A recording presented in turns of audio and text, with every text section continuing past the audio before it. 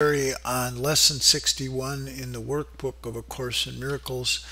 Again, it's helpful that before you go through this commentary is to read the lesson for yourself and see how it strikes you and then refer to the commentary. Okay, I am the light of the world. Now we're having finished the first review. We're going to set out to a set of 20 lessons and then we will review them again. There's a couple of basic ideas in this lesson, and one of them is this idea that everything in our experience, everything in our mind, all of cognition, the total content of our mind starts with and is centered in the concept of who we are. From that concept of what we are, then all of our other thoughts and experiences flow from that. Philosophers have a saying of like, what is it like to be a bat?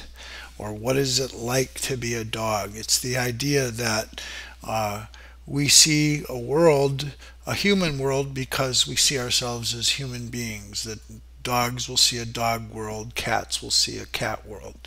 Well, what the Course is trying to get us to see is that we're God's child, and that child is the light of the world. That's who we are. And so from that new premise of who we are, then everything else flows from that. So that's the basic idea, is changing our concept of self will change everything else. Secondly, another theme in this course is, or in this lesson, is the Course's redefinition of what true humility is and true arrogance is. And then thirdly, it's emphasizing, although a real subtle way, that once we've solved the problem of who we are, then we can dismiss concerns, our normal concerns about all other things, what we will do, what we will have, how things will happen.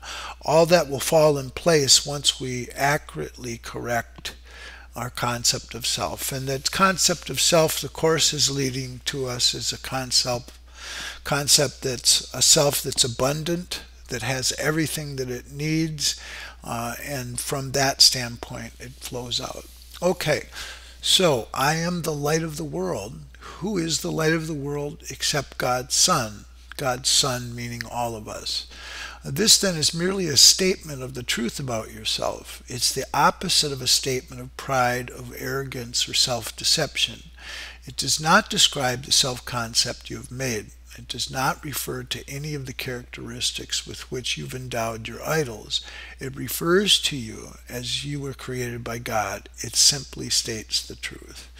All right, so this is not, when we say we're the light of the world, we're not glorifying the ego. We're dismissing the ego and we're centering ourselves on the truth. So, but to the ego, today's idea is the epitome of self-glorification. But the ego does not understand humility, mistaking it for self-debasement. Humility consists of accepting your role in salvation and in taking no other. It is not humility, and here's the key, to insist you cannot be the light of the world if that is the function God assigned to you. It is only arrogance that would assert this function cannot be for you, and arrogance is always of the ego. All right, so think about that for a minute, that the ego, when it mistakes it for self-abasement. In other words, the ego thinks that humility is thinking of yourself as an ego, as little, as small, defective, and all these things. That to the ego is humility. But what the Course is saying is that that's arrogance because you're limiting God. I mean, we are God's extension in this world. And so if we think of ourselves as little, that's actually arrogant. That's actually the blasphemy, because we're saying God is little, because we're God's extension. So to be truly humble is to be aware of your great worth and your true being. Okay, so it goes on. True humility requires that you accept today's idea because it's God's voice which tells you it is true. This is a beginning step in accepting your real function on earth. It's a giant stride toward taking your rightful place in salvation. It's a positive assertion of your right to be saved and an acknowledgement of the power that is giving you to save others. So, accepting your real function on earth, think about what that means here, that if we are this true self of light, the light of the world, then our normal kind of thinking, which is based in what we see ourselves as lacking and what we don't have, and so life is about going out and trying to fill all those things. Instead of that being the case, once we accept who we really are, then we know that we're full and abundant, and then our only purpose is to share that sense with others, to become aware of it in ourselves and then share it with others.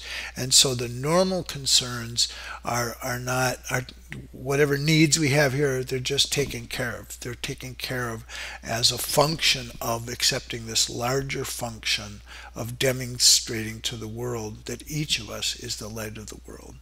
So it's talking about this as a giant stride toward taking our rightful place in salvation. So it's a huge step that we make. All right, so you will want to, so here's the practice. You'll want to think about this idea as often as possible today. It's the perfect answer to all illusions and therefore to all temptations. It brings all the images you have made about yourself to the truth and helps you depart in peace, unburdened and certain of your purpose. All right, so there's a lot in this little paragraph, but first of all, let's define the practice. You will want to think. Now, lots of times in spirituality, thinking is dismissed because it doesn't seem to be this more direct, intuitive sense of spirit, of reality, that this higher intuition. But the thinking in the Course is part of that higher intuition because you're thinking with that part of your mind where that higher self is coming from. And it's a contemplative thinking. Thinking is dismissed because thinking is thought of as analytical, like analyzing. And that is not what is, part of this spiritual thought, the analysis of things. This is this contemplative thinking that gets us in touch with this real part of our mind, this truer part of our mind. So we want to contemplate on this idea as often as possible, bringing it into our minds and trying to understand what it really means and hang on to that understanding. So here's the power of this idea. It's the perfect answer to all illusions and therefore to all temptations. So it's the thought that we can use whenever we're worried or concerned, wondering how things should be, frightened, anxious, or depressed. All of those things, this assertion of this idea will solve all those problems. Rather than being anxious about all kinds of things, and then what will I do, and how will I solve that, and I've got it, this has to happen, and then I'm going to be okay.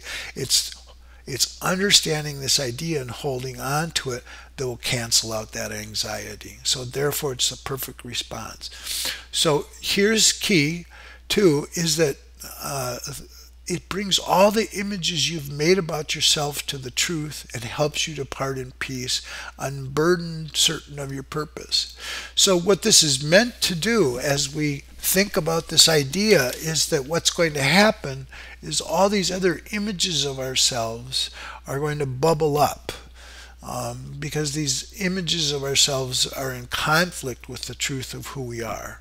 So they're going to come up as we're asserting this idea, but it's this idea that'll cancel out all these anxious sort of senses of ourselves lacking and depriving. Okay, and then it allows us to be in peace and certain of our purpose. All right, so as many practice periods as possible should be undertaken today, although each one need not exceed a minute or two. They should begin with telling yourself, I am the light of the world. That is my only function. That is why I'm here. Okay, so I'm the light of the world. That's my only function. That is why I am here. I'm not here to pursue the various activities I think that will keep me safe, although we'll be involved in those. We're not dismissing our normal life, but now their purpose is to remind us that we're the light of the world.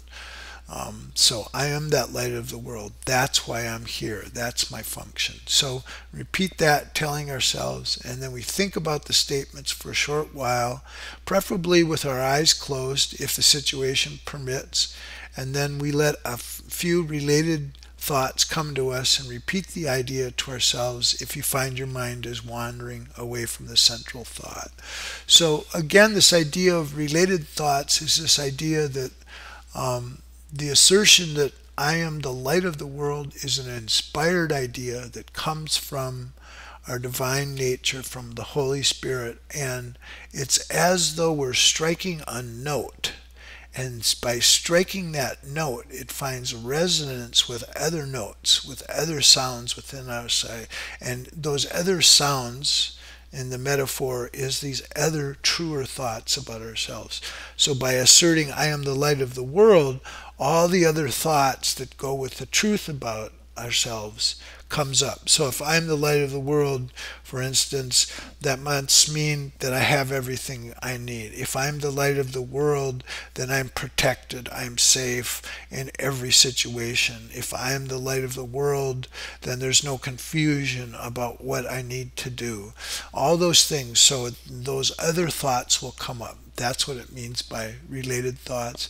And so if the mind is wandering, we just use the idea to focus the mind back to that central thought.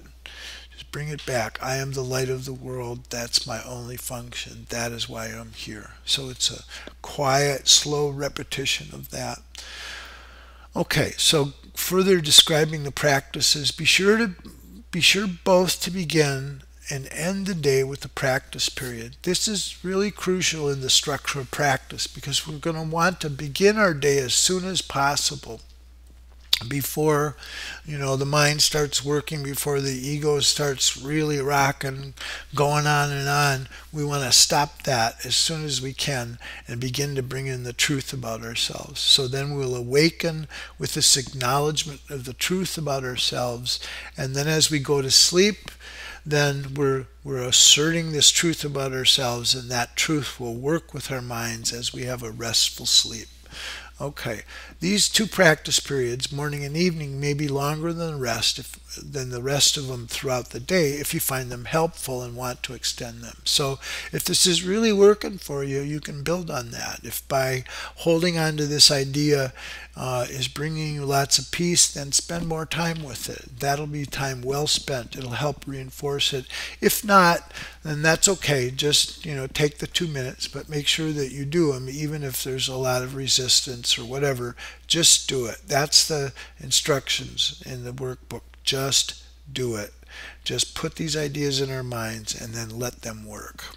Okay. So he's describing now the process that we're initiating in this lesson and where we're going to go from here. So today's idea goes far beyond the ego's petty views of what you are and what your purpose is. As bringer of salvation, this is obviously necessary. This is the first of a number of giant steps we will take in the next weeks. Try today to build a firm foundation for these advances. You are the light of the world. God has built his plan for the salvation of his Son on you. All right, so we're doing our foundational work here, right? When you make a building, you got to make that foundation firm. If that's not firm, then everything else from that will be weak. So we want to get this real strong sense about who we are and what is our function, and building upon that. Once we make that firm, and today's lesson will do that, then we can go forth from there. Okay, thanks. That's it for today.